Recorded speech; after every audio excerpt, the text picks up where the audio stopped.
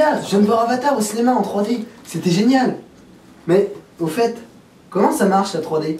T'inquiète pas, on va t'expliquer. T'es à quel cinéma? Bah, je suis devant le Grand Rex là, à Paris. Ok, on y va. On arrive alors. Allez Marcel.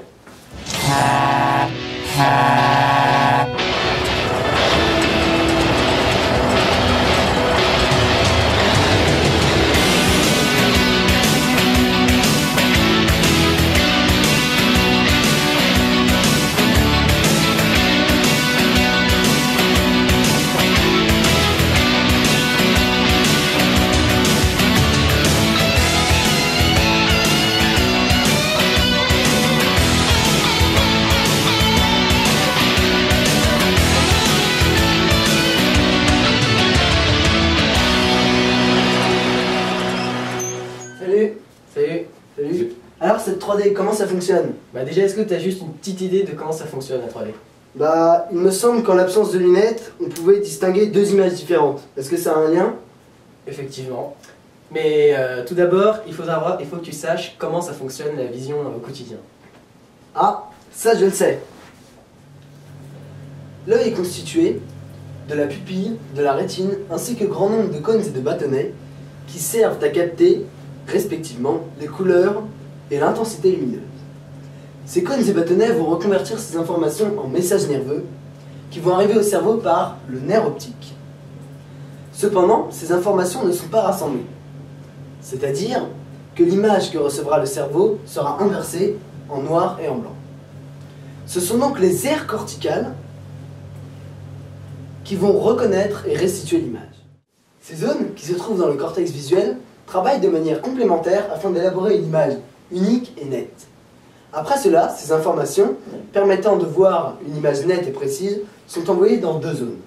La première, le lobe temporal, qui permet la perception et la reconnaissance essentielle des visages et des objets.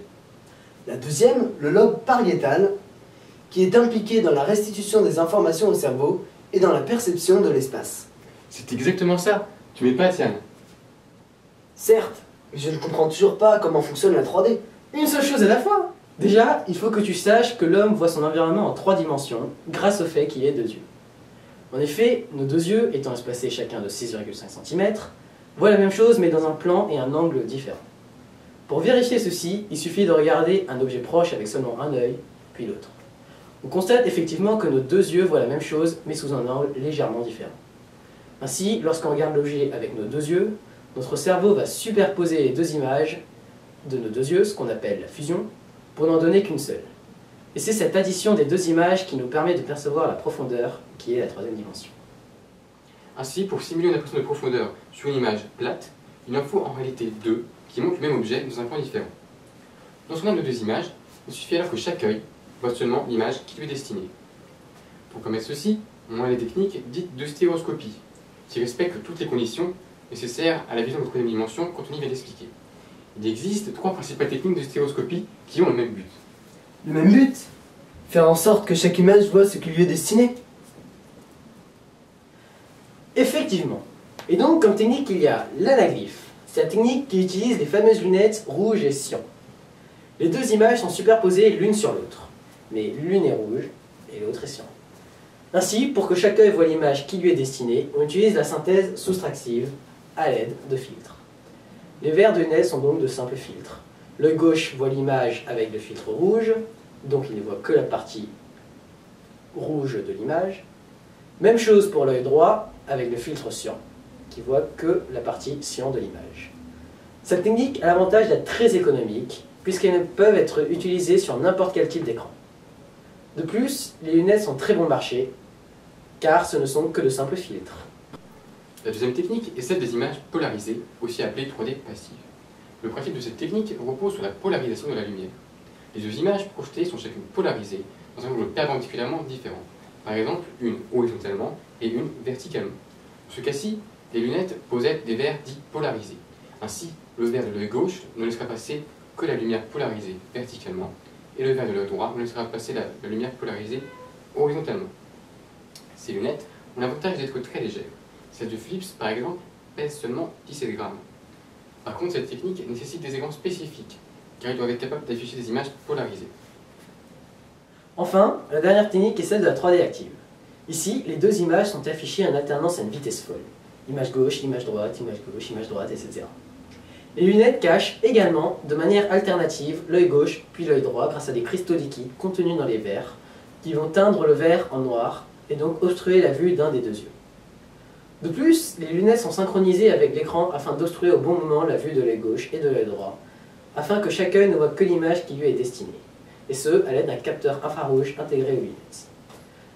Quant à l'écran et au projecteur, il doit être capable d'afficher énormément d'images par seconde afin que notre œil ne se rende pas compte que les verres des lunettes s'obstruent. Ah oui, d'accord, j'ai compris. En gros, une impression de relief sur une image plate, c'est la conséquence des techniques de stéréoscopie que vous venez de citer, qui détournent le fonctionnement de notre vision, c'est ça? Tout à fait. Exactement. Mais d'où viennent les deux images? Eh bien, comme Anthony l'a expliqué tout à l'heure, nos deux yeux sont séparés de... 6,5 cm. Ainsi, pour capturer les deux images, il suffit de mettre côte à côte deux caméras espacées de 6,5 cm. Une fois les images capturées, nous n'avons plus qu'à les superposer à l'aide d'une technique de stéréoscopie. Afin de prouver ceci, nous avons à notre disposition deux webcams que nous allons passer côte à côte. Nous pouvons donc filmer en 3D.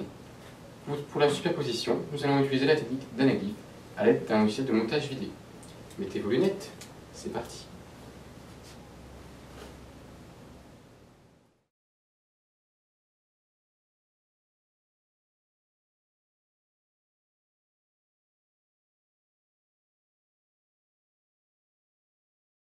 Attendez!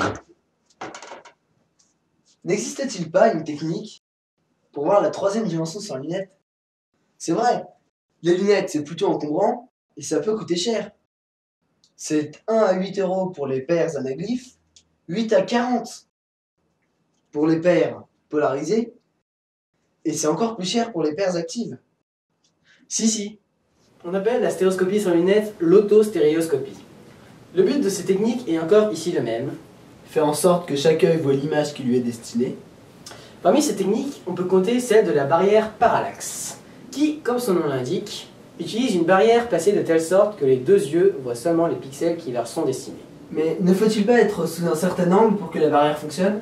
En effet, pour fonctionner, il faut que le spectateur se mette pile en face de l'écran. Du coup, les télévisions ne peuvent pas utiliser cette technologie, car sinon une seule personne pourrait la regarder. Donc, pour le moment, seules les consoles de jeux vidéo, par exemple la Nintendo 3DS, ou certains smartphones, par exemple l'HTC Evo 3D, l'utilisent. Bon voilà, tu connais tout sur la 3D maintenant. Franchement, merci beaucoup les gars. Pour la peine, je vous donne 2 places pour la séance de 18h30. Donc laisse Marcel.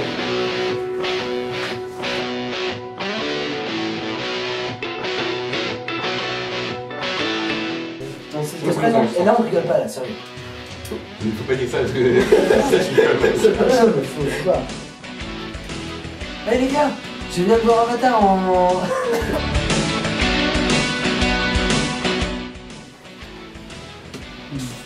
Allez les gars. Bonjour.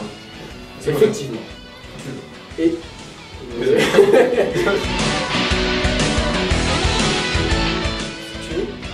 de la pupille, de la rétine, ainsi que grand nombre. T'as dit que t'as me regardé, Anthony. J'ai pas regardé là.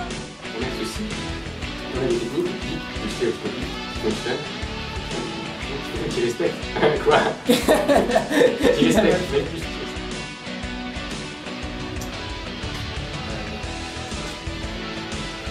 C'est d'accord en fait qu'on se barre de C'est là. Oui. Faut pas se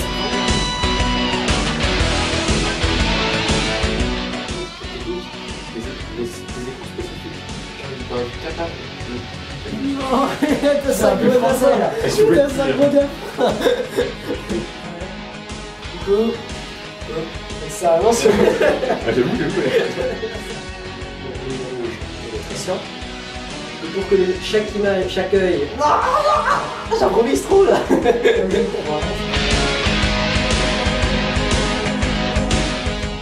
Deuxième, le lobe pariétal. Pariétal.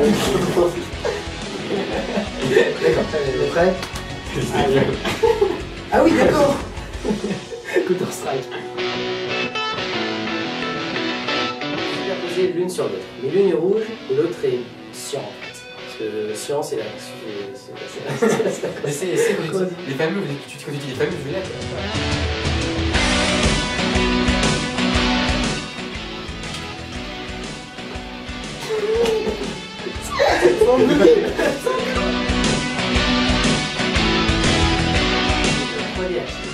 Ici, les deux images sont affichées en alternance.